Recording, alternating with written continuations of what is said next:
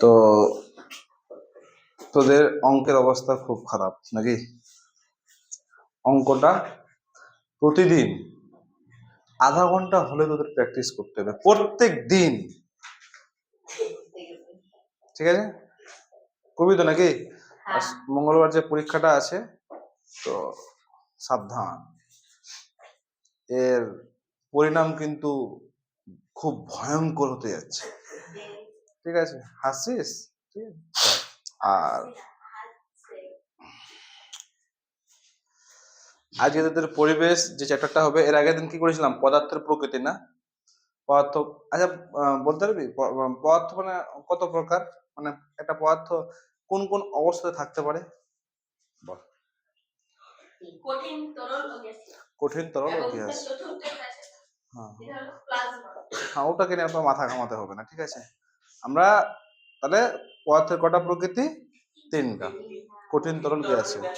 আচ্ছা, তারপর পদার্থ থেকে আমরা আরেকটা জিনিস জেনেছিলাম যে পদার্থের দুটা ধর্ম আছে, ঠিক না? একটা হচ্ছে ভৌত ধর্ম, একটা হচ্ছে রাসায়নিক ধর্ম। ভৌত ধর্ম কি মানে কি?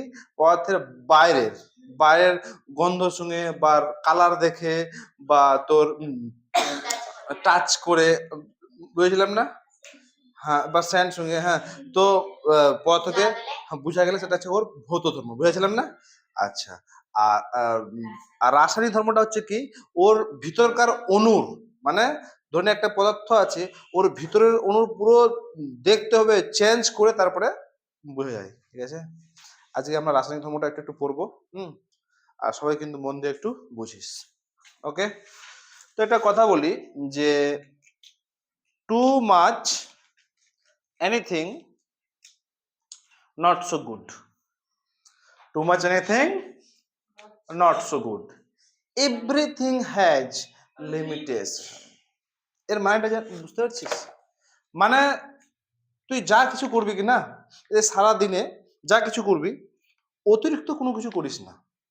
অতিরিক্ত মানে এক্সট্রিম লেভেলে যেটা পৌঁছে যাচ্ছে কিনা, অতিরিক্ত করতে যাস না।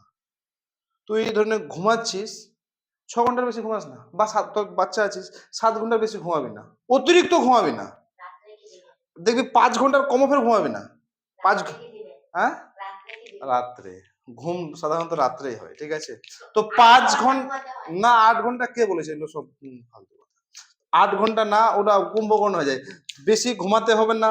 ধরেন আমি কথাটা কি বললাম? Too much anything not so good, everything has limitation. অতিরিক্ত কোনো কিছুই ভালো না। প্রত্যেক জিনিসের একটা কি আছে? লিমিট আছে, সীমা আছে। তুই খাচ্ছিস, অতিরিক্ত খেয়ে যাচ্ছিস ভাজা পোড়া, ওটাও ভালো না। তুই তুই ঘুরে বেড়াচ্ছিস, অতিরিক্ত ভালো না। তুই খেলছিস, ওটা তিনটাই খেলছিস, ভালো না।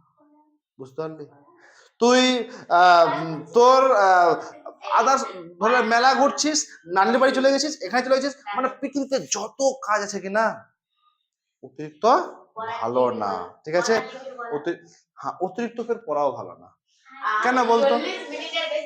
40 মিনিট না, পড়ার একটা লিমিট আছে। তো তোর পড়ার ধরলে লিমিট তোর 5 কন্টিনিউ, তুই যদি পড়িস 2 ঘন্টা, তোর তো বাচ্চা আছিস, তো 2 থেকে 3 ঘন্টা কন্টিনিউ পড়।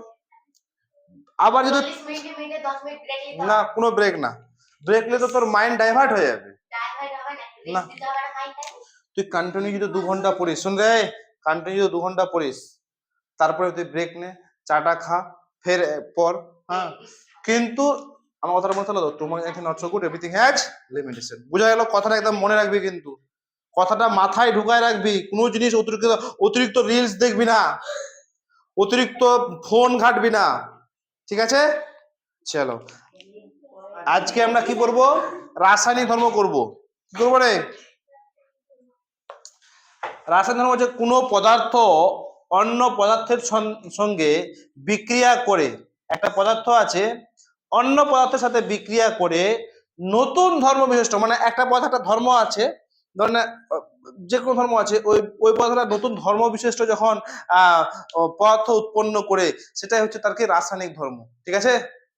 কোনো পদার্থ যখন বিক্রিয়া করে নতুন ধর্ম বিশিষ্ট অন্য কোনো পদার্থ উৎপন্ন করে, তখন সেটাকে আমরা কি বলবো? রাসায়নিক ধর্ম। তোরা সবাই বইগুলো বন্ধ করে দে, ঠিক আছে?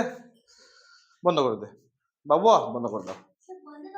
ঠিক আছে, রাসায়নিক ধর্মটা হলো। আচ্ছা, এই যে একটা ভালো লোহা বাজার থেকে কিনে আসলি, তুই বাইরে রেখে দিলি, ঠিক আছে, ধীরে ধীরে ধীরে ধীরে লোহাটা কি হয়ে যায়, মরচে পড়ে যায় না? 5 দিনে গায়েব, মরচে পড়ে যায় কিনা এটা বল, বুঝলো? মরচে পড়ে তো নাকি? তো এটা হ্যাঁ, ওটা হচ্ছে কি বলতো, লোহার রাসায়নিক ধর্ম, লোহার রাসায়নিক পরিবর্তন। মরচে পড়াটা আবার ফের নতুন ওইটা লোহা হবে না কিন্তু, ঠিক আছে? ওটা হচ্ছে কি, তার রাসায়নিক পরিবর্তন। যেরকম তুই কাঠ জ্বালাচ্ছিস, দেশলাইয়ের কাঠি জ্বালাচ্ছিস, তো যখন কাঠটা জ্বালালি তখন মুস হয়ে গেল, ওর অণুগুলো পুরো কি হলো, জ্বলে মুস হয়ে গেলো। এটা হচ্ছে এর কি, রাসায়নিক পরিবর্তন বা রাসায়নিক ধর্ম। দেশলাইয়ের কাঠি মারলি ফুক, তো কি হবে, দেশলাইয়ের কাঠিটা জ্বলে গেল, তাপ উৎপন্ন করলো, ছাই হয়ে গেল, ছাই। এটা হচ্ছে কি, ওর রাসায়নিক ধর্ম। ঠিক আছে, যেরকম মোমবাতি আর রান্নার গ্যাসের দহনে আলো উৎপন্ন হয়, মোমবাতি জ্বলে তাপ উৎপন্ন করলো, আলো উৎপন্ন করলো, ওটা হচ্ছে কি, ওর রাসায়নিক মানে অনুটার পুরো ধূসনাশ হচ্ছে। যে পদার্থটা আছে ওর ভিতরকার অনুর গল্প শেষ হয়ে যাচ্ছে, অনুটা চেঞ্জ হয়ে আলাদা অনুতে পরিণত হচ্ছে। বুঝতে পারছি ব্যাপারটা? তুই ঘুরে যা, কতবার বলবো? হ্যাঁ, ওটা যাবে, কিন্তু যেটা চলে যাচ্ছে ওটা তো আসবে না, ঠিক আছে? এরকম একটা তোরা একটা হলুদ মাখা হাতে যদি সাবান, তোর সাবান গুলো বা ডিটারজেন্ট দিয়ে হলুদ রং করিস কিনা, তো হাতটা তোর লাল হয়ে যাবে। তুই হলুদ মাখা হাতটা কি করবি, তুই সাবান দিবি, সাবান বা সার্ফ দিস কিনা, হাতটা কি হয়ে যাবে, লাল হয়ে যাবে। দেখে নিবি, হ্যাঁ হ্যাঁ দেখে নিবি। যেরকম তুই চিনি গরম করছিস, চিনিটা প্রথম কি হবে, গরম করতে করতে করতে করতে কি বাদামি হবে, ঠিক আছে, বাদামি হয়ে কি হবে, পুরো কালো হয়ে যাবে, হবে না? এটা হচ্ছে ওর রাসায়নিক পরিবর্তন বা রাসায়নিক ওর ধর্ম। তো প্রত্যেকটা পদার্থের কি না ভৌত ধর্ম আছে, লিমিটটা চলে গেছে। ভৌত ধর্ম আছে, রাসায়নিক ধর্ম আছে। আমরা রাসায়নিক ধর্ম বুঝতে পারলাম তো। দেখ, যে কোনো পদার্থের রাসায়নিক ধর্ম মানে হচ্ছে ওর ভিতরকার অণুর, ওর ভিতরে যে অণু আছে ও পরিবর্তন হয়ে আছে, চেঞ্জ হচ্ছে। যেরকম কাঠটা আছে, কাঠটা বাইরে দেখছিস দেখতে সুন্দর পালিশ করেছে, এটা সেটা করেছে, ঠিক আছে, কিন্তু কাঠটাকে আমি যদি জ্বালিয়ে দিই, জ্বালিয়ে মুস হয়ে যায়, ওটা হচ্ছে কি, ওর রাসায়নিক ধর্ম বা রাসায়নিক পরিবর্তন। ঠিক আছে, বুঝতে পারলে আমার কথাটা?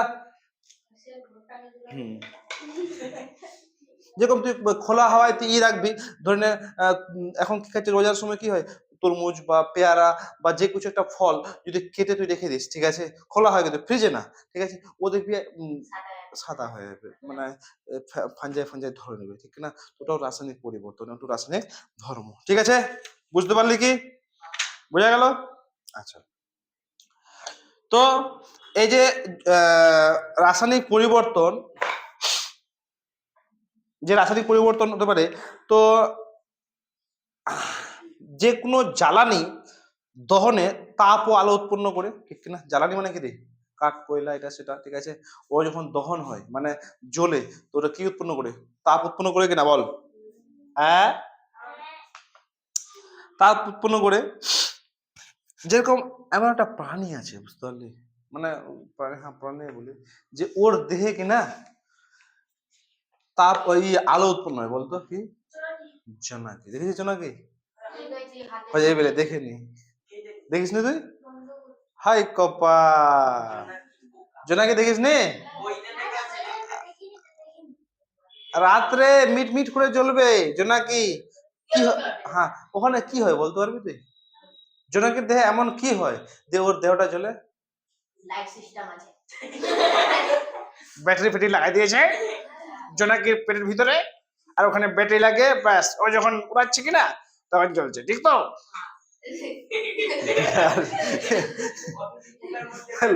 হ্যাঁ হ্যাঁ, অতগুলো পোকা আছে আর জোনাকের পেটে পেটে ব্যাটারি লাগাই দিয়েছে, ভাব।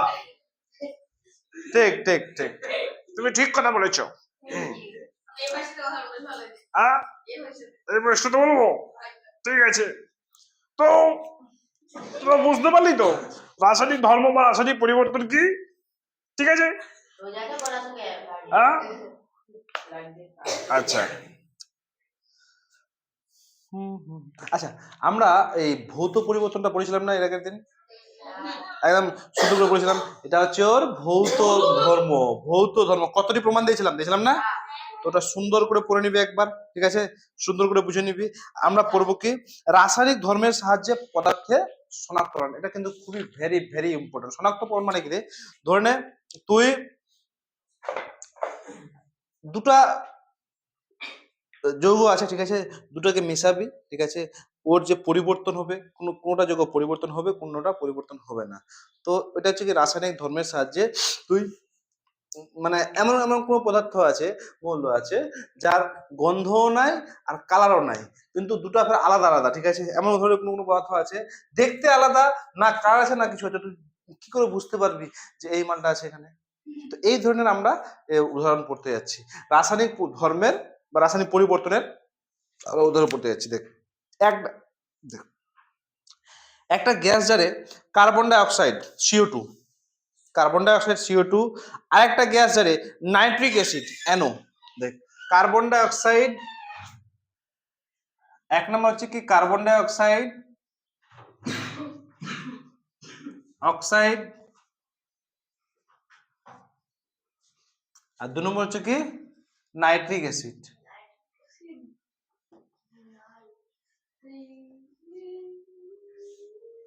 অ্যাসিড এর সংখ্যা কি CO2 আর এটা NO। এই দুটো মান নিলাম, ঠিক আছে? কার্বন ডাই অক্সাইড এবং CO2 মান নিলাম, ঠিক আছে? এই দুটো গ্যাসে হচ্ছে বর্ণহীন, মানে এদের কোনো কালার নেই, কালারলেস, আর গন্ধহীন, না কোনো সেন্ট, ঠিক আছে? না বর্ণ আছে না গন্ধ আছে। তো তুই কি করে বুঝবি? দুটো পাত্রে কিন্তু এই দুটো মান আছে, বুঝতে পারলি? এটা আছে এখানে, এখানে গ্যাস যার আছে, এখানে করে ভালো করে প্যাক করা আছে, হ্যাঁ? তো তুই কি করে বুঝবি যে এখানে কার্বন ডাই অক্সাইড আছে আর এখানে কার্বন ডাই অক্সাইড, মানে তোর ধরনের এটা একটা থেকে নাইট্রিক অ্যাসিড আছে, একটাতে কার্বন ডাই অক্সাইড, তুই কি করে বুঝবি? বল বল রে। হ্যাঁ বল তো দেখি। কার্বন আপনার যদি দুটো পাত্রে রাখা হয় খোলা অবস্থায়, কারণ কার্বন ডাই অক্সাইড যা আছে অক্সিজেনের সঙ্গে কোনো বিক্রিয়া করবে না, তাই জন্য সেটা এরকমই থাকবে। কিন্তু নাইট্রিক অ্যাসিড যে আছে ওই অক্সিজেনের সঙ্গে বিক্রিয়া করে, এই তৈরি করে nitric dioxide, nitric oxide, nitric nitric অ্যাসিডটা নাইট্রিক অ্যাসিডে কি নাইট্রিক ডাই অক্সাইড পরিণত হবে না? তারপরে নাইট্রোজেন ডাই অক্সাইড পরিণত হবে। ওটা একটা গন্ধযুক্ত হবে। কোন কোন গন্ধ হবে?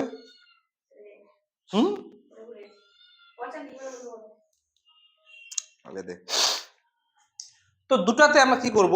দেখ দুটা যখন ঢাকনাটা খুলবো কিনা, এই ঢাকনাটা এবং এই ঢাকনাটা, দুটোতে কিন্তু কোন গ্যাস আছে বলতো? একটাতে কি আছে?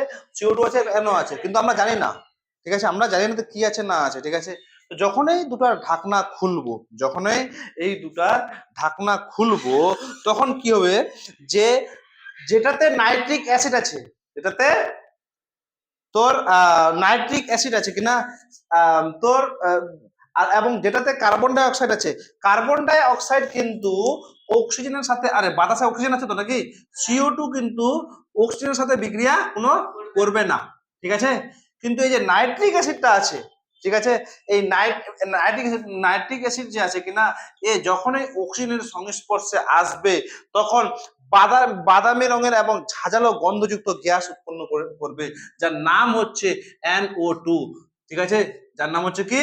আর এর নাম নাইট্রোজেন ডাই অক্সাইড, ঠিক আছে? নাইট্রোজেন ডাই অক্সাইড, বুঝতে পারলি?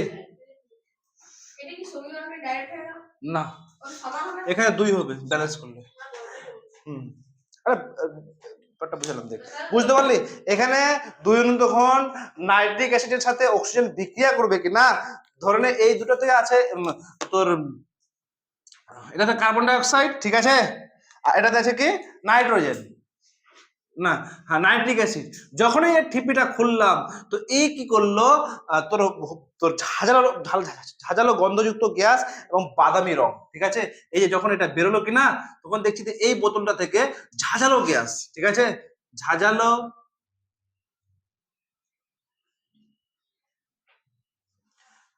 গ্যাস ও বর্ণহীন বাদামি রঙের, মানে এই ঝাঁঝালো গ্যাস হচ্ছে বাদামি রঙের, ঠিক আছে? বুঝতে পারলে আমার কথাটা? হ্যাঁ, তো এখান থেকে আমরা বুঝতে পারলাম যে এখানে কি আছে রে বাবু বলতো, এখানে আছে তোর কি CO2, ঠিক আছে, আর এখানে কি আছে বল, NO আছে এখানে। বুঝতে পারলি আমার কথাটা? ভালো করে বুঝলি কি? তো এখানে আমরা যে বিক্রিয়ার সাহায্যে বুঝতে পারলাম যে এরকম এরকম ব্যাপার, ঠিক আছে, খুব ইম্পর্টেন্ট করে নিবি। এরপরে দেখ, একটা গ্যাস জারে ফের গ্যাস জার, হ্যাঁ এটা তো গল্প শেষের।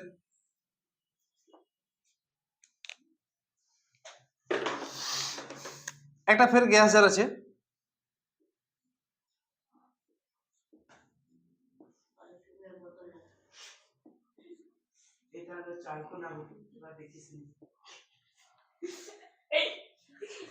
একটা গ্যাস জারে কার্বন ডাই অক্সাইড আর একটা গ্যাস জারে অক্সিজেন রাখা হলো, ঠিক আছে।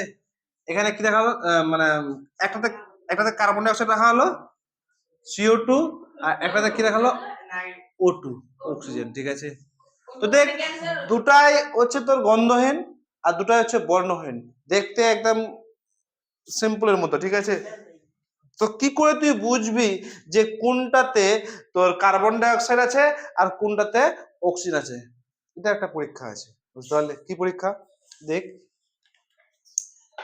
তো এই গ্যাস জারে ভালো করে বুঝ, এই গ্যাস জারে স্বচ্ছ চুন জলের মধ্য দিয়ে, আচ্ছা এই যে স্বচ্ছ, আমরা কিন্তু এর আগে এর ষষ্ঠ ক্লাস 6 এটা পড়েছি। তো স্বচ্ছ চুন জলের মধ্য দিয়ে যখন আমি কার্বন ডাই অক্সাইড পার করাবো, ঠিক আছে, তখন এই চুন জল কি হবে, ঘোলা হয়ে যাবে। কি হবে? স্বচ্ছ চুন জলের মধ্য দিয়ে যখন আমি কার্বন ডাই অক্সাইডটা পাস করাবো, ঠিক আছে, তখন চুন জলটা কি হবে, ঘোলা হয়ে যাবে।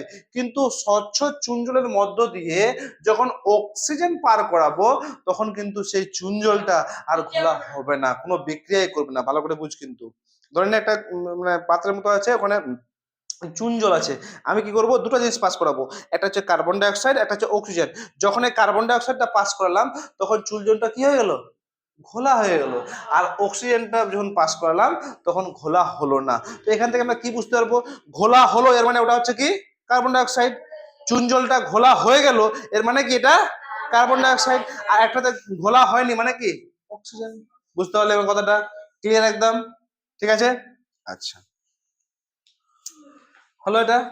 এরপরে আরেকটা পরীক্ষা আছে, কি পরীক্ষা, দুটো টেস্ট টিউবে একটা কার্বনের গুঁড়ো অন্যটাতে ফেরাস সালফেট, টেস্ট টিউব এলো এই যে এরকম থাকে না,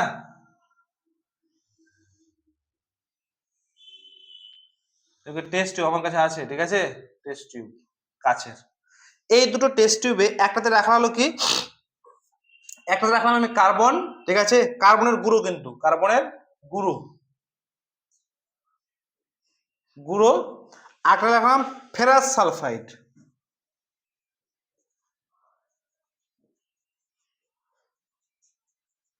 মানে FeS, আর একটা হচ্ছে কার্বন, ঠিক আছে। তাহলে একটাতে কার্বন, একটা হচ্ছে ফেরাস সালফাইড, বুঝতে পারলি? দুটো টেস্ট টিউবে আমি রাখলাম কি, একটাতে কার্বন রাখলাম, একটাতে ফেরাস সালফাইড রাখলাম, একটাতে কার্বন, একটাতে ফেরাস সালফাইড, ঠিক আছে। কার্বন কালার করে আছে, হ্যাঁ,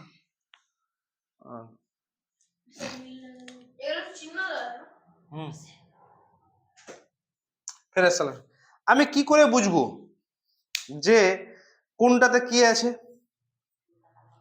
কোনটাতে কি আছে? না, আমি কালারটা তো এখন পরে দিলাম, ঠিক আছে, কালার এটা এটা বর্ণহীন, তো একটাতে কার্বনের গুঁড়ো আছে, একটা ফেরাস সালফাইড। কি করে বুঝবো যে কোনটা টেস্ট টিউবে কি আছে না আছে? বলতে পারবি? দেখ, একটা আছে লঘু সালফ্রিক অ্যাসিড, ঠিক আছে, যার নাম H2SO4, এর নাম কি লঘু সালফ্রিক অ্যাসিড, ঠিক আছে। এই কার্বনের সাথে লঘু সালফিক অ্যাসিড, কার্বনের সাথে যখন লঘু সালফিক অ্যাসিড বিক্রিয়া করে না, ঠিক আছে, করবেই না, ঠিক আছে, কার্বনের সাথে লঘু, এটা কিন্তু খুব ইম্পর্টেন্ট বিক্রিয়া, ঠিক আছে, সবাই একদম মনে রাখবে। এই FeS মানে ফেরাস সালফেটের সাথে এই লঘু সালফিক অ্যাসিড বিক্রিয়া করলে পচা ডিমের মতো ঝাঁঝালো গন্ধ। পচা ডিম দেখেছিস? বুঝতে পারলি? পচা ডিমের মতো ঝাঁঝালো গন্ধযুক্ত গ্যাস উৎপন্ন হয় যখন এই দুটা মিলে কিনা, ঠিক আছে, এই দুটো যখন মিলা হয়, ফেরাস সালফাইড আর লঘু সালফিক অ্যাসিড যখন মিলা হয় তখন উৎপন্ন হয় কি FeSO4 প্লাস H2S। এটাই হচ্ছে কি বলতো তোর পচা ডিমের মতো গন্ধযুক্ত, ঠিক আছে, পচা। আর এর নাম হচ্ছে হাইড্রোজেন সালফাইড। এর নাম কি রে? হাইড্রোজেন সালফাইড, ঠিক আছে। আর এর গন্ধ কিরকম? পচা মতো গন্ধযুক্ত, ঠিক আছে। তো ফেরাস সালফেটের সাথে যখন হাইড্রোজেন সালফাইড আমি যুক্ত করলাম তখন FeSO4 থাকলো, তার সাথে এই খাতারনাক গ্যাসটা উৎপন্ন হলো, সেটা হচ্ছে কি হাইড্রোজেন সালফাইড। আর এটা এর গন্ধ কিরকম? পচা ডিমের মতো। হ্যাঁ,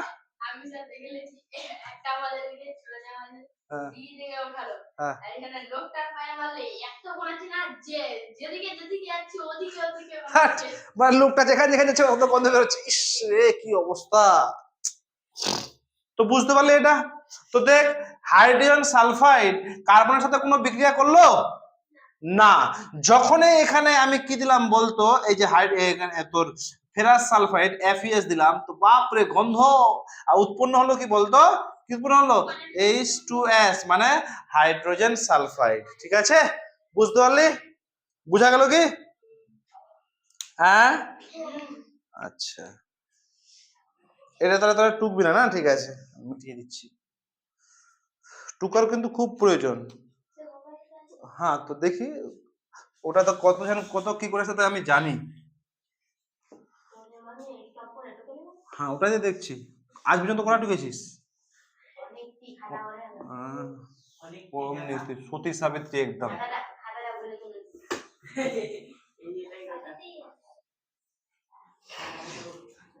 কম নিয়ে আদর্শ ছাত্র তবে আমার রে। দেখ, ফের দুটো টেস্ট টিউব নিব, ঠিক আছে, আবার দুটো টেস্ট টিউব নিব। এটা একটা টেস্ট টিউব, এটা একটা। কটা পরীক্ষা করলাম এখন থেকে? তিনটা পরীক্ষা। এগুলো কিন্তু আসবে বলে দিলাম বারবার একটা কথা। এটাই আমি পরীক্ষা তো নিব না, থাম, যে অঙ্ক পরীক্ষা আছে, এটিও পরীক্ষা হবে, তখন তো গল্প হবে তোদের। দুটো টেস্ট টিউবে একটা কি যে NaCl সোডিয়াম ক্লোরাইড, একটা হচ্ছে মার্বেল পাথর। দুটো জিনিস আছে, একটা হচ্ছে সোডিয়াম ক্লোরাইড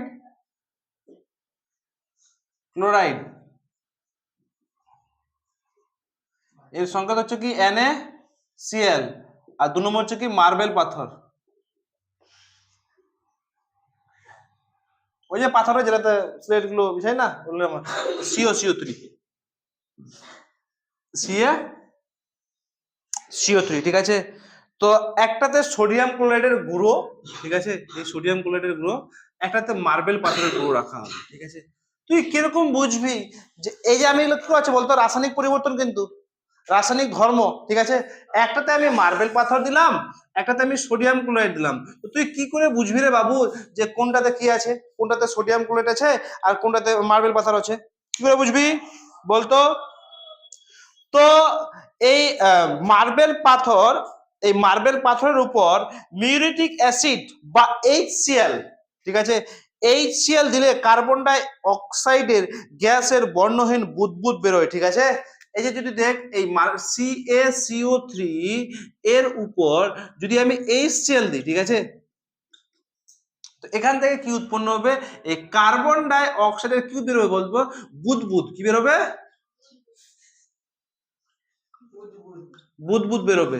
মানে CO3 এর সাথে যদি আমি HCl এর বিক্রিয়া করি তো কার্বন ডাই অক্সাইডের তোর বুদবুদ বেরোবে, আর তোর সেখানে বর্ণহীন বুদবুদাতে মার্বেল পাথরের গুঁড়ো আছে।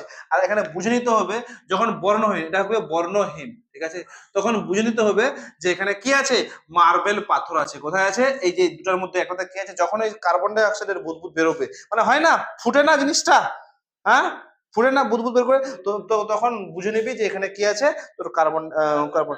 আর তোরা ই তো দেখেছিস NaCl অনেক, আমরা লবণটা খাই, যে লবণটা আমরা ওটা হচ্ছে HCl। HCl এ তুই যদি এই তোর না NaCl এ যদি HCl মিশাস তো সেরকম ভাবে কিছু হবে না, বুঝতে পারলি? দুটো টেস্ট হবে, লঘু আয়তে বুদবুদ বেরোবে আর এতে NaCl হবে না। আচ্ছা বিক্রিয়া একবার করে নি, CaCO3 প্লাস 2HCl, 2HCl কি হবে, বিক্রিয়া মুখস্থ করে রাখবি, হ্যাঁ, plus CaCl2, Cl2 plus H2O plus CO2, এই যে CO2 ঠিক আছে, বুঝতে হবে আমার কথাটা, বোঝা গেল কি? আচ্ছা, সোডিয়াম ক্লোরাইড হলো আমাদের খাদ্য লবণের মূল উপাদান। সোডিয়াম ক্লোরাইড রে, এই যে এটা আমরা যে লবণ খাই, কি খাই, NaCl খাই, ঠিক আছে, NaCl আমাদের খাদ্য লবণ, এটা হচ্ছে কি খাদ্য লবণ, যে লবণটা খায় খাদ্য লবণ, ঠিক আছে, আমরা যে লবণটা খাই আমাদের খাদ্য লবণের মূল উৎস কি, সোডিয়াম ক্লোরাইড, ঠিক আছে, কিরে বাবু, সোডিয়াম ক্লোরাইড, ঠিক আছে। তো এরকম আমরা আমার কিনা ভৌত ধর্মের মাধ্যমে কিন্তু আমরা সোডিয়াম ক্লোরাইডকে বাছাই করে নেবো, ঠিক আছে, ধরে নে সোডিয়াম, জলে সোডিয়াম দিলাম, সোডিয়াম ক্লোরাইড দিলাম, ঠিক আছে, তো ও কি হলো, গুলে গেল, ভালো করে বুঝবি কিন্তু, জলে যদি আমি সোডিয়াম ক্লোরাইড দিই তো লবণটা গলবে না, আর যদি আমি মার্বেলটা দিই গলবে, ও নিচে থিতিয়ে পড়বে, তো আমরা তো এরকমই বুঝতে পারলাম। তো ভৌত মানে এর ভৌত ধর্ম থেকেও বোঝা যায়, কার বলতো, এই সোডিয়াম ক্লোরাইড, ঠিক আছে, বুঝতে পারলি ব্যাপারটা, বুঝতে পারলি কি? এবার হচ্ছে ধাতু, হ্যাঁ বুঝতে পারলি না, এবার হচ্ছে ধাতু অধাতু,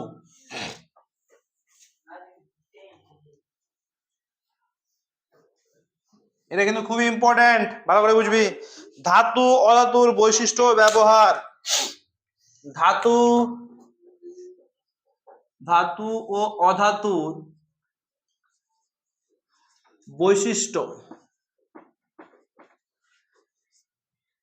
বৈশিষ্ট্য ও ব্যবহার, ঠিক আছে। আচ্ছা ধাতু কোনগুলো অধাতু কোনগুলো বলতে পারবি, বল, বললে, মেটাল, এই যে ডানিরা আছে লোহার, এটা একটা ধাতু, ঠিক কিনা, আর ধাতু কোথায় দেখতে পাচ্ছিস, এই যে এটা ধাতু, ওই যে ওটা ধাতু, ওই যে উপরটা ধাতু, এই যে উপরে ধাতু, ঠিক কিনা, ঠিক কিনা। তো লোহা, তামা, অ্যালুমিনিয়াম, জিঙ্ক, হ্যাঁ দেখা যায়, পরীক্ষা করে দেখা যায়, মানে দেখ, ধরে নে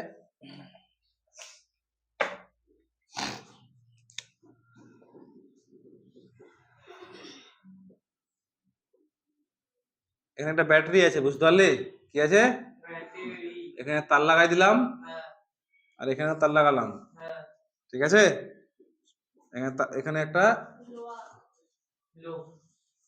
বাল্ব, বাল্ব এখানে, ঠিক আছে, এখানে তার লাগিয়ে এখানে একটা কি হবে,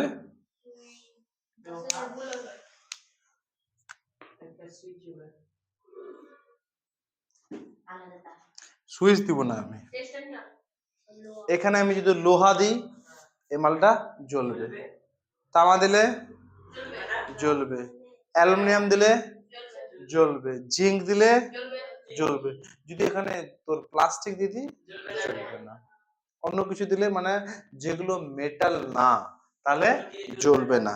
তো এখান থেকে কি বুঝতে পারলি যে ধাতু কি পরিবহন করতে পারে, ধাতু হচ্ছে কি তড়িতের সুপরিবাহী, ধাতু যে আছে, ধাতু আর অধাতুর মধ্যে পার্থক্য কি বলতো, আমি বলছি ধাতুর কি কি গুণাগুণ আছে না গুণ আছে এরকম বলবো, ঠিক আছে, অধাতুর গুণাগুণও বলবো, ঠিক আছে। তো এই ধাতু তোর তড়িতের সুপরিবাহী, লোহা, তামা, অ্যালুমিনিয়াম, সিলিকন যতগুলো আছে কিনা, ওখান থেকে যদি মানে ইলেকট্রিক দিস, ওখান থেকে ইলেকট্রিকটা এক জায়গা থেকে অন্য জায়গা যেতে পারবে, ঠিক আছে, তো ধাতু হচ্ছে তড়িতের এবং তাপেরও সুপরিবাহী। এটা যদি লোহার পেন হয়, আমি যদি আগুনে ধরে রাখি তো আমি বেশিক্ষণ ধরে রাখতে পারবো না, আস্তে আস্তে তাপ চলে আসবে এখানে, ঠিক কিনা? তো তাপেরও সুপরিবাহী এবং তড়িতেরও সুপরিবাহী। ধাতু হচ্ছে তাপেরও সুপরিবাহী এবং তড়িতেরও সুপরিবাহী। এরকম বিভিন্ন অধাতু, কাঁচকে গরম করতে লাগবে তোর কাঠ কয়লা প্লাস্টিক পরীক্ষা করলে এখানে কি এই যে পরীক্ষাটা এখানে কাঠ কয়লা লাগলে বাল্বটা জ্বলবে কি? না। জ্বলবে কি রে? এর মধ্যে বুঝতে পারছিস কি, কাঠ কয়লা তারপরে ওই ফাঁচ এগুলো হচ্ছে কি তাপের কুপরিবাহী, মানে তাপ যায় না ওর মধ্য দিয়ে, তড়িৎ যায় না ওর মধ্য দিয়ে। বুঝতে পারলি? বুঝা গেল? আচ্ছা, একটা কিন্তু ইম্পর্টেন্ট, গ্রাফাইট।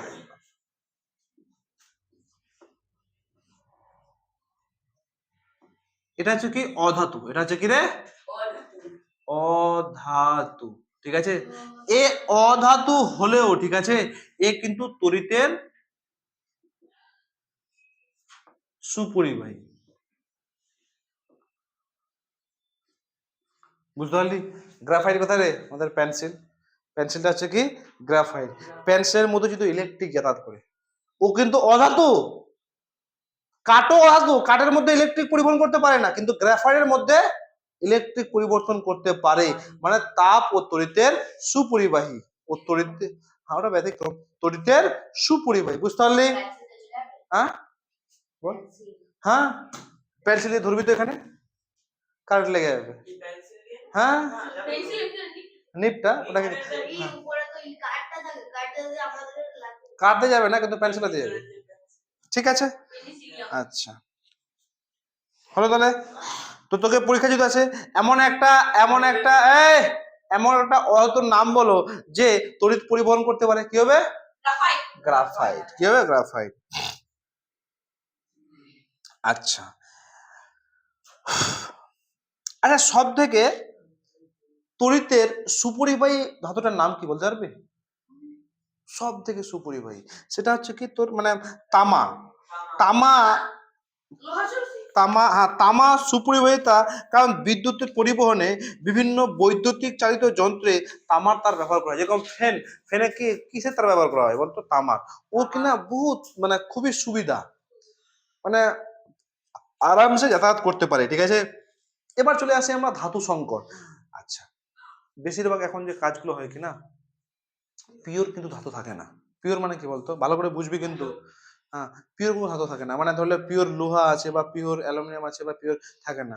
ওখানে ধাতু সংকর আছে। ধাতু সংকর মানে একটা ধাতু আর অন্য ধাতুটা গলিয়ে একটা নতুন ধাতু তৈরি করা হয়।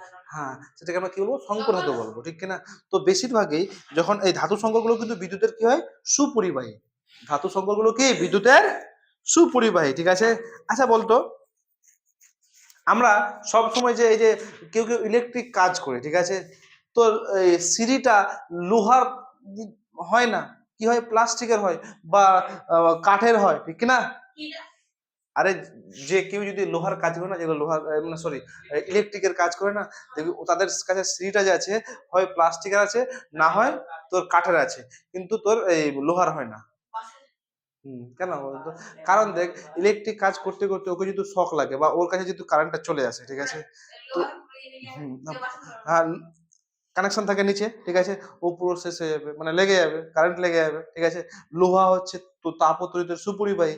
আর যে সিঁড়িটা আছে, কাঠটা আছে, ও ওখানকার যদি ইলেকট্রিক পরিবহন করতে পারবে না, পারবে কি? ও শুধু ওর শরীরে কারেন্টটা থাকবে, নিচে যাবে না, ফলে ও কিন্তু বেঁচে যেতে পারে। বুঝতে পারলি? তো ওই জন্য আমরা যারা ইলেকট্রিক গুলো কাঠ ব্যবহার করে, যেরকম দেখবি গ্রামে দেখবি যে যেটা ভিজ্জা বলে না, এই ভিজ্জা বাস আছে এখানে, বেশি মানে ভিজ্জা বাসে হাত দিস না, বা বৃষ্টির সময় কখনো কখনো ভুলেও তুই যদি বেরোস, ইলেকট্রিক পোল, ইলেকট্রিক বা মানে ইলেকট্রিক যেগুলো জিনিস আছে বা ভিজা বাসগুলো এসে তারে যুক্ত হয়ে আছে, কখনো ধরবি না। বুঝতে পারলি আমার কথাটা? ইলেকট্রিক, বোঝা গেল? আর সব সময় যখন কাজ করবি, যখন বাড়িতে যদি ইলেকট্রিক তুই কাজ করছিস, তখন জুতা পরে একদম পুরো একদম মাটির সাথে কোনো কানেকশন রাখবে না। কাঠের টুলটা আছে, কাঠের টুলের উপরে কাজ করবো, কারেন্টটা লাগলে নিচে নিচে না যায়, ঠিক আছে। আচ্ছা, এই যে বিদ্যুতের তারগুলো, এই যে তারটা আছে, এই তারটা আছে, তারটার ভিতরে কিন্তু কি আছে বলতো? তামা, অন্য কোনো ই থাকে, অ্যালুমিনিয়াম, তামা টামা থাকে, ঠিক আছে। তো বাইরেরটাকে আমরা কি বলবো বলতো, অন্তরক বলবো। মানে ভিতরটাতে তো মেটাল আছে, ধাতু আছে, বাইরেটা হচ্ছে কি অধাতু, ওটাকে আমরা কি বলবো, মেটাল বলবো। কি বলবো, মানে ভিতরটাকে মেটাল বলবো, বাইরেটাকে বলবো অন্তরক। ওটা হচ্ছে তাপ ও তড়িতের সুপরিবাহী না কুপরিবাহী? হ্যাঁ হ্যাঁ, তোকে বুঝছিস না? বাইরের তারের ধরে এটা তার, ঠিক আছে, ভিতরে তার দিয়ে গেছে ধাতু, আর বাইরের যে আবরণটা ওটা তাপ ও তড়িতের কুপরিবাহী, ওখান থেকে তাপ ও তড়িৎ যায় না, যায় কি যায় না, ঠিক আছে। আর সেটা হচ্ছে কি পিভিসি, মানে ওই যে প্লাস্টিকের তারটা, পাঁচটা প্লাস্টিকের যে অন্তরটা, তার নাম হচ্ছে কি পিভিসি। কি রে, পলিভিনাইল ক্লোরাইড। পিভিসি হচ্ছে কি পলিভিনাইল ক্লোরাইড, ঠিক আছে। এই যে ধরুন একটা তার আছে, বলে দিচ্ছি আমি, এ কালো তার, ঠিক আছে।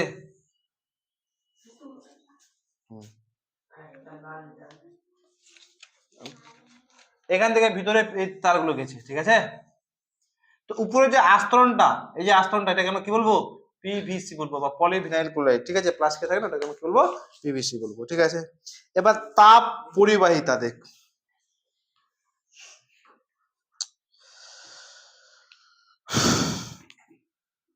তো ধাতুরা হচ্ছে কি তাপের সুপরিবাহী, ঠিক না? ধাতুরা কি রে, তাপের সুপরিবাহী। যেরকম কাঁচ, প্লাস্টিক, তোর কাঠ, কয়লা ইত্যাদি হচ্ছে কি তাপের কুপরিবাহী, তাপের কুপরিবাহী। আচ্ছা দেখ, একটা এমন ধাতু আছে তোর, অধাতু আছে, ঠিক আছে, তারা কিন্তু তাপের সুপরিবাহী দুটা। যেরকম একটা অধাতু হচ্ছে কি বলতো, গ্রাফাইট, না ও তো ধাতু রে। একটা হচ্ছে গ্রাফাইট, অধাতু হলেও, আর একটা আছে যার নাম হচ্ছে হিরে। কিরে, হিরে। পৃথিবীর মধ্যে সব থেকে শক্ত, সব থেকে প্রথম শক্ত পদার্থ হয় সেটা হচ্ছে কি হীরা। ওই জন্য হীরার দাম তো বেশি নাকি, সব থেকে শক্ত হীরা, ঠিক আছে। তো শক্ত হচ্ছে কি হীরা, বুঝতে পারছিস, শক্ত হচ্ছে কি সব থেকে হীরা। আচ্ছা দেখ, একটা জিনিস অবাক লাগে, গ্রাফাইট তো কিন্তু দাম কিন্তু প্রচুর, ঠিক আছে। গ্রাফাইট আমরা পেন্সিলে পাওয়া যায়, ঠিক আছে, কিন্তু গ্রাফাইট যেটা দিয়ে তৈরি, হীরাও ওটা দিয়ে তৈরি। গ্রাফাইটের রূপভেদ হচ্ছে হীরা। এটা আমরা মনে হয় 6 কি এটা পড়াবো, না কোনো ক্লাসে আছে, ফ্লোরিন, গ্রাফাইটের, তোকে পড়াইছিলাম, পড়াবো, টেনশন নেবে না। গ্রাফাইট, ফ্লোরিন আর হিরে, এরা যে রূপভেদ কেন হলো, কি হলো না হলো, এটা পড়াবো, নাহলে ওটা টাইম নিয়ে নেবে বেশি, হ্যাঁ। আচ্ছা, তো দেখ, দুটা এমন পদার্থ আছে, হিরে আর গ্রাফাইট, এরা অধাতু হলেও কিরে তাপের সুপরিবাহী, ঠিক আছে। তাপের সুপরিবাহী মানে কি বলতো, এক জায়গায় তাপ দিলে যাতায়াত করবে, ঠিক আছে, তাপটা গরম হবে, ঠিক আছে। আচ্ছা যা,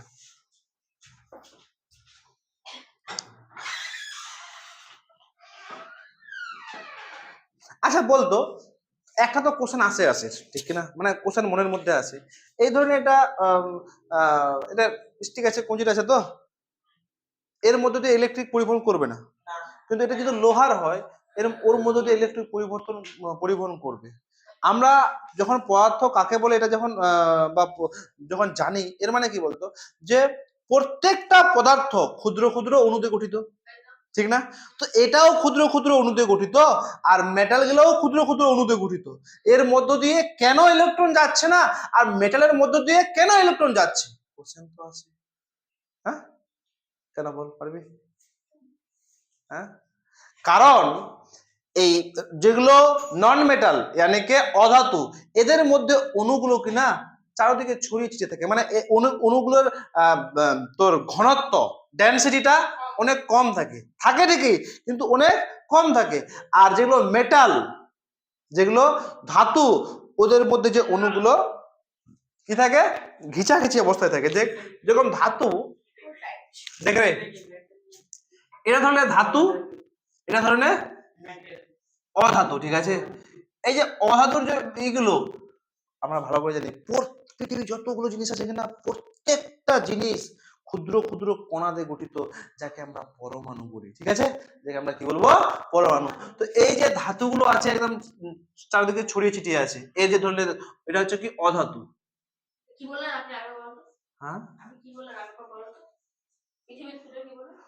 প্রত্যেকটা পৃথিবীর যে কোনো পদার্থ আছে ক্ষুদ্র ক্ষুদ্র অণু দিয়ে গঠিত। ঠিক আছে, ক্ষুদ্র ক্ষুদ্র অণু, যাকে আমরা পরমাণু বলবো। পরমাণু সবচেয়ে ছোট। হ্যাঁ, পরমাণু সবচেয়ে ছোট। হ্যাঁ, তো আমি কি বললাম, ক্ষুদ্র ক্ষুদ্র যে অণুগুলো, যাকে আমরা পরমাণু বলবো, তো ক্ষুদ্র থেকে যাকে ভাঙা যাবে না, যাকে এই যে ধরলে একটা জিনিসকে ভাঙতে ভাঙতে এমন অবস্থায় আসলো একে আর ভাঙা যাবেই না কোনো মতোই, তখন অনেকগুলো এর থিওরি আছে, বুঝতে পারলি? ইলেকট্রন, প্রোটন, নিউট্রন, পরমাণু, পুরো একটা চ্যাপ্টার আছে, বুঝতে পারলি?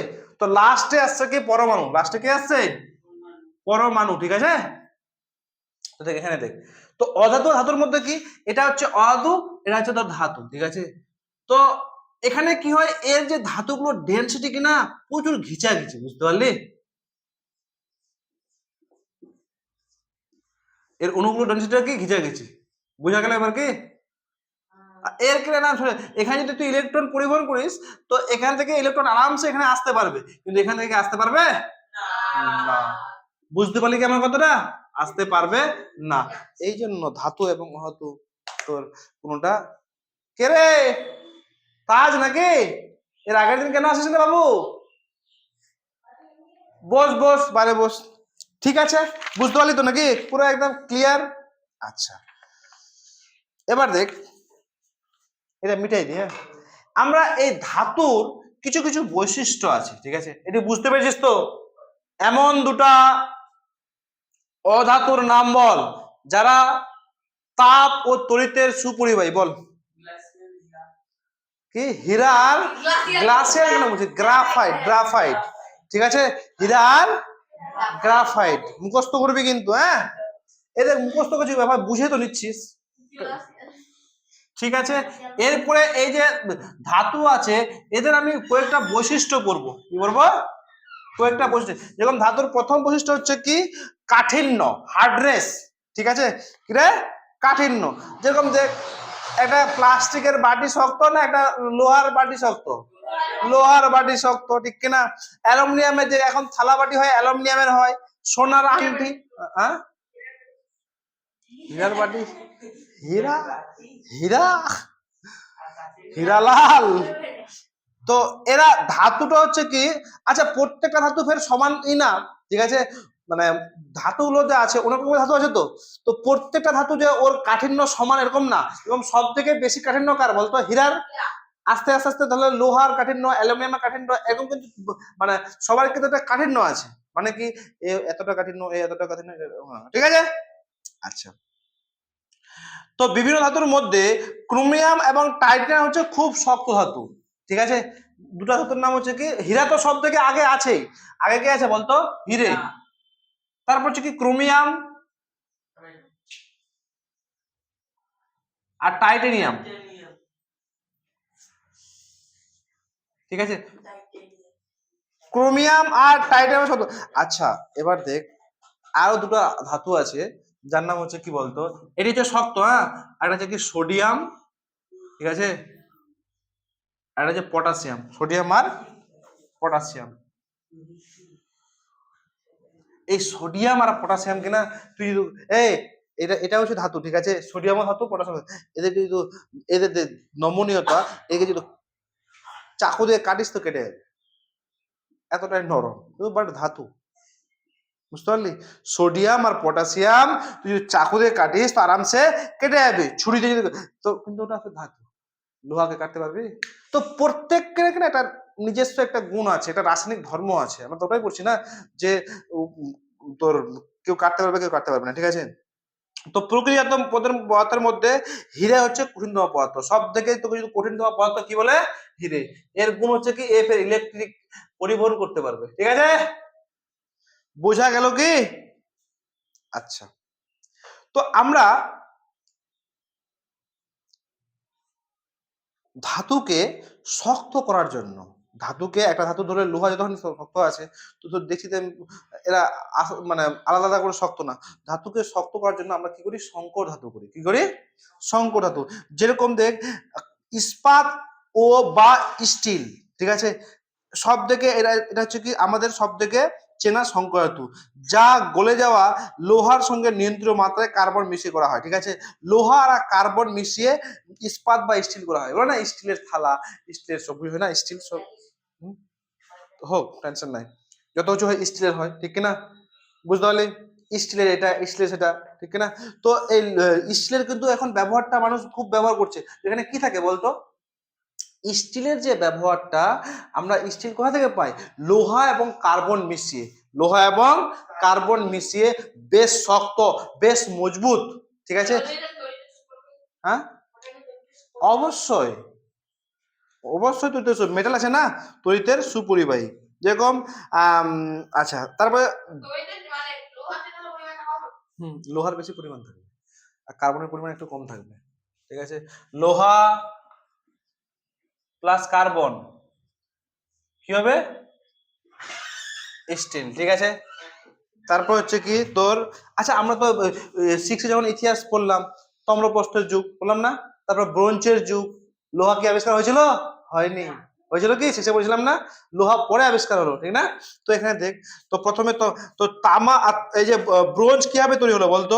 তামা আর টিন গলিয়ে, তামা প্লাস টিন, টিন কি তৈরি হলো বলতো? ব্রোঞ্জ। কি রে? ব্রোঞ্জ তৈরি হলো। ঠিক আছে, তারপরে এই ব্রোঞ্জের অস্ত্র শস্ত্র বল, যে কোনো বল, এটা কিন্তু মুখস্থ করবি।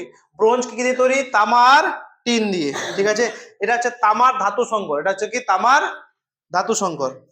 ঠিক আছে, বুঝতে পারলি? তো আগে যে মানুষ ব্যবহার করতো, এই যে অস্ত্র শস্ত্র ব্যবহার করতো বিশেষ ব্রোঞ্জের। ঠিক আছে, আচ্ছা, এরপরে হচ্ছে কি যে কি কি হ্যাঁ, প্রাসার্যতা। ঠিক আছে, প্রাসার্যতা, প্রাসার্যতা জিনিসটা কি, যে দেওয়ালের সঙ্গে আটক করে প্রত্যেক একটা প্রান্ত শক্ত হবে, দেওয়ালের সঙ্গে আটক করে তার প্রান্ত ধরে টানে, তারগুলো কি হবে? আচ্ছা, ধরে নে তোকে ইস্পাত, তামা, রূপা, সোনা আর অ্যালুমিনিয়ামের শুরু শুরু তার দেওয়া হলো, এখানে আমি আটকালাম, ইস্পাত, তামা, অ্যালুমিনিয়াম, লোহা আটকালাম। ঠিক আছে, আর আমরা 4-5 জন মিলে প্রত্যেকটা তার টানছি, প্রত্যেকটা তার টানছি, দেখছি টানতে টানতে টানতে টানতে টানতে টানতে আমি একটা এসে আসলাম, তারটা ছিঁড়ে গেল। তারপর আরেকটা যে মেটাল আছে অ্যালুমিনিয়াম বা যে কিছু বল, ঠিক আছে, টিন বল, রূপা বল, টানতে টানতে টানতে টানতে টানতে টানতে টানতে টানতে এখানে আসলো, তারপরে ছিঁড়ে গেল। ঠিক আছে, তারপর আরোটা আরো আছে, টানতে টানতে টানতে একদম দেওয়ালে আটকে গেলাম, তারপরে ছিঁড়লো। তারপরে আরেকটা যে আছে, টানতে টানতে একটু টানলাম, ছিঁড়ে গেল। তো প্রত্যেকটা মেটালের নির্দিষ্ট একটা কি প্রাসার্যতা আছে, মানে লম্বা যে হবে কিনা, মানে বুঝতে পারছিস তো ব্যাপারটা, ও যে তোর প্রসারিত যে হবে, একটা নির্দিষ্ট প্রসারিত আছে। ঠিক আছে, প্রত্যেকটা মেটালের। তো সাধারণ তুলনায় সোনার প্রসারতা দেখবি, সোনা কিনা, সোনাকে যত লম্বা করবি সব থেকে বেশি সোনার প্রসারতা বেশি। সোনা, তুই পাতলা আংটি বানাবি, বানিয়ে দিবে। সোনার আংটি বানাবি, পাতলা চেন বানাবি, 20,000 টাকায় 10-15,000 টাকায় চেন বানিয়ে দিবে তোকে। 5 লাখ টাকাও চেন হয় আর 10,000 টাকাও চেন হয়, পাতলা করে চেন বানিয়ে দেবে তোকে। বুঝতে পারছি, কিন্তু সোনার। ঠিক আছে, তো যাতে তুই কি বেরোবি নাকি? ঠিক আছে, বেরো। যাতে টান পড়ে ছিঁড়ে না, মানে টান পড়লে ছিঁড়ে না গিয়ে যতটা প্রসারিত হতে পারে, এটা হচ্ছে তোর পরিমাণ, প্রসারতার পরিমাণ। ঠিক আছে, সোনার প্রসারতা সব থেকে বেশি, সাধারণ ধাতুদের তুলনায় সোনার প্রসারতা সব থেকে বেশি। ভালো করে মনে আছে তো? পারবি তো? তো সব থেকে প্রসারতা কার বেশি? সোনার। ঠিক আছে, তারপর হচ্ছে নমনীয়তা। হ্যাঁ, তারপর হচ্ছে কি নমনীয়তা। নমনীয়তা মানে কি বলতো, কোন ধাতুটা কতটা নরম। এখন ওটা বলা যায় না, কোন ধাতুটা কতটা নরম। তুই যদি বাড়ি দিস, ঠিক আছে, আরামসে একদম জোরে বাড়ি দিলি, কোনটা প্যাচকা হলো, কোনটা বেশি ছিদ্রে গেলো, কোনটা এটা হলো। তো তোর কোনো কোনো ধাতু আছে কি নরম, মানে অনেকটাই তোর আয়তনে বেড়ে গেল, ঠিক আছে, আর কোনো ধাতু বাড়লো না। মানে ওরকম থাকে যে কোনো কোনো ধাতুর নমনীয়তা বেশি, কোনো ধাতুর নমনীয়তা কম। তো সব থেকে দুটো ধাতুর নমনীয়তা বেশি, একটা হচ্ছে কি সোনার, একটা রূপার। সোনাকে যত বাড়াবি কিনা তত বাড়বে, ওর নমনীয়তা বেশি কিনা মারবি চ্যাপটে যাবে, ঠিক আছে। আচ্ছা, এই যে সোনা বা রূপাকে, ঠিক আছে, পিটিয়ে ওদেরকে পাতলা করা, জানিস তো? সোনা বা রূপাকে, এগুলো যারা সোনা রূপার আংটি ফাংটি বানায়, পিটিয়ে ওদেরকে কি করা হয়? পাতলা করা হয়, ঠিক আছে। আচ্ছা, বুঝতে পারলে কি?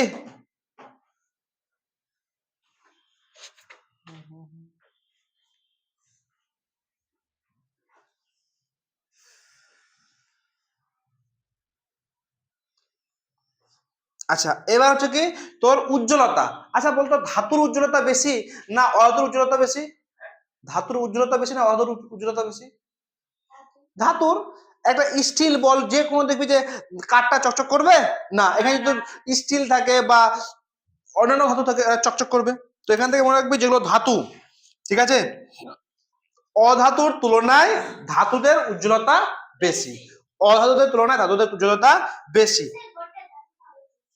অবশ্যই অধাতু, কিন্তু এটা ধাতু, এটা এটা অ্যালুমিনিয়াম। এই যে এটা আছে কিনা, এটা অ্যালুমিনিয়াম, দেখ বুঝতে পারলি? ওই যে অ্যালুমিনিয়াম, সাইডগুলো অ্যালুমিনিয়াম, এটা হচ্ছে অধাতু, ঠিক আছে। আচ্ছা, এবার দেখ, ধরে ধাতু দেখবি এই তোর ধাতব শব্দ যতগুলো আজনা বাজনা আছে পৃথিবীতে, ঠিক আছে, সবগুলোই কিন্তু ধাতু দিয়ে তৈরি। গিটার বাজায় না, tongue tongue tongue tongue, guitar বাজায় না, গিটারের যে তারগুলো কি দিয়ে তৈরি? ধাতু দিয়ে তৈরি, ঠিক আছে। যেরকম তোর ঘন্টা কি দিয়ে তৈরি? কাঁসার ঘন্টা, টাং, ঘন্টা বাজায় না, ঘন্টা কি দিয়ে তৈরি? তো তৈরি সূর্য যে ঘন্টা বাজায় কি দিয়ে তৈরি?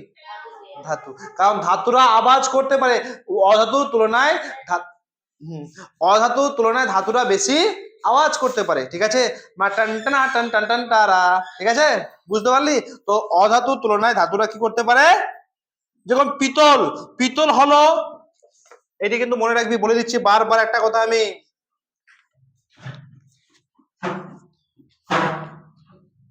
তামা প্লাস জিঙ্ক, এটা হচ্ছে কি পিতল, পিতল, ঠিক আছে। আচ্ছা, এই বিভিন্ন বাদ্যযন্ত্রে, আচ্ছা এই এগুলো দেখিস ড্রাম গুলো ডুম ডুম ডুম ঢাম, লাস্টে একটা থালার মতো থাকে না, থাকে তো, ওটা কি ধাতু না? ওটা ধাতু তো, বুঝতে পারছিস? ধাতুরা হ্যাঁ ছান ছান করে আওয়াজ করে, ঠিক আছে। একটু দাঁড়া, ধাতুরা কি করে? ছান ছান করে আওয়াজ করে। টাইম হয় না, তারা একটু বুঝতে পারলে আমার কথাটা? বোঝা গেল কি? আচ্ছা, যেরকম সেতারে, যেমন সেতার বাজায় না, না না না না, তো সরু সরু তারটা থাকে না, ওটা কি? ধাতু। এখানে অধাতু। তো বাদ্যযন্ত্রের তোকে যদি বলে ধাতু আর তোকে অধাতু দেওয়া হলো, ঠিক আছে, কার মানে কে বাজে বেশি, শব্দ কে উৎপন্ন করে? ধাতু, ঠিক আছে। আচ্ছা, এবার আমরা এখানে ধাতু এই অধাতুরও কিন্তু ব্যবহার করি অনেক, মানে অধাতু না সরি, সংকর ধাতুর ব্যবহার করি। এই যে দেখ, লোহা, কার্বন, স্টিল, তামা, টিন, ব্রোঞ্জ, তামা, জিঙ্ক, পিতল, ঠিক আছে, পিতলের ঘন্টা থাকে না। তো আমরা অধাতুর ব্যবহারও করি, কেন বলতো? আচ্ছা বলতো, তোরা একটা জিনিস জানিস, এই যে সোনা থাকে, সোনা, সোনার আংটি, সোনার চেন, সোনার বালা, সোনার যত কিছু, ওটাতে কিন্তু ওটাতে কিন্তু পিওর সোনা থাকে না, জানিস কি? সোনার আংটিতে পিওর সোনা থাকে না। না, আমি ভিতরিয়া কথা বলছি তোদেরকে।